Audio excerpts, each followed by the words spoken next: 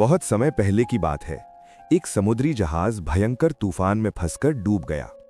उस जहाज पर सवार सभी लोग मारे गए सिवाय एक आदमी के। लहरें उसे बहाकर एक सुनसान और अनजान टापू पर ले आईं।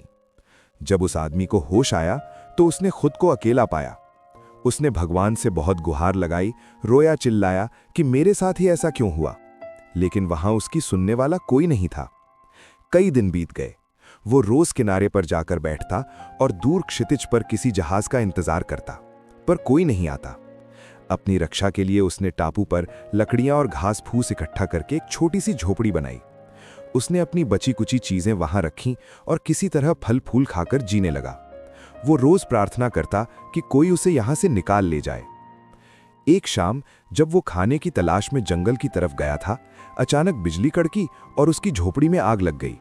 जब वो वापस लौटा तो उसने देखा कि उसकी इकलौती आस, उसकी वो झोपड़ी बहुत तेज लौ से जल रही थी। उसका सारा सामान, उसका आश्रय सब राख हो गया। उसका सब्र टूट गया। वो घुटनों के बल बैठ गया और आसमान की तरफ देखकर चीखा, हे भगवान, तू इतना निर्दयी कैसे हो सकता है? पहले मेरा जहाज डुबोया, मुझे अपनों से दूर किया और अब मेरी ये आखिरी आस, मेरी झोपड़ी भी जला दी। तू चाहता क्या है? वो पूरी रात रोता रहा और उसी राख के पास सो गया। अगली सुबह एक तेज आवाज से उसकी नींद खुली।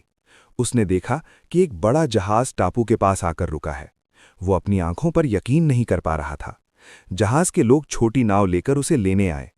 जब वो जहाज पर पहुंचा तो उसने कप्तान से पूछा, आपको कैसे पता चला कि मैं यहां हूं? इस वीरान टापू पर तो कोई आता भी नहीं। कप्तान ने मुस्कुराते हुए कहा, कल शाम हमने दूर से आसमान में धुआं उठते देखा। हमें लगा कि कोई मुसीबत में है और मदद के लिए सिग्नल भेज रहा है। हम उसी धुएं का पीछा करते हुए यहां तक आए हैं। उस आदमी की आंखों में आंसू आ गए।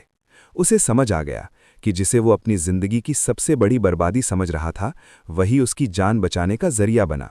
उसकी झोपड़ी नहीं जलती तो आज वो उस टापू पर भूख प्यास से मर जाता।